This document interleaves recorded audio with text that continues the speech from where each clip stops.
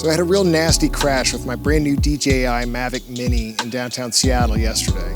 And I wanted to share it with people so that maybe they could avoid making the same mistakes that I made. Here's what happened.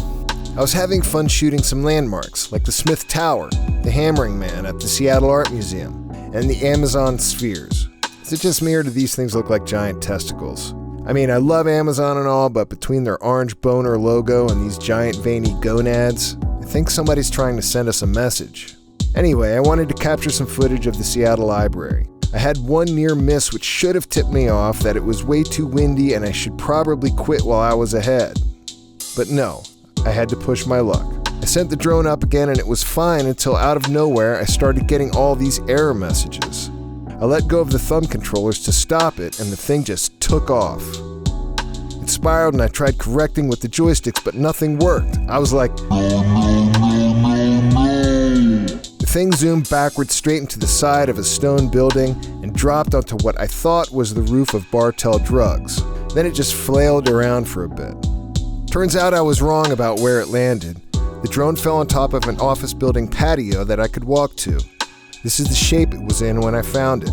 I said to myself, if this thing's still operational, I'm gonna lose my mind. The damage wasn't too bad. The outer lens was broken, there was a crack at the foot of one of the arms. I couldn't wait to get it home to see if it still worked. Alright, so this is the real test. I don't expect it to fly very well because the propellers are completely mangled. Let's check this out. Amazing. I cannot believe this thing is still flying after it took it had to have fallen at least 10 stories. But I can't believe this thing is even operational. Sure, it had a few battle scars, but that just gives it character, like the Millennium Falcon. I checked the camera and crazy enough, it worked too.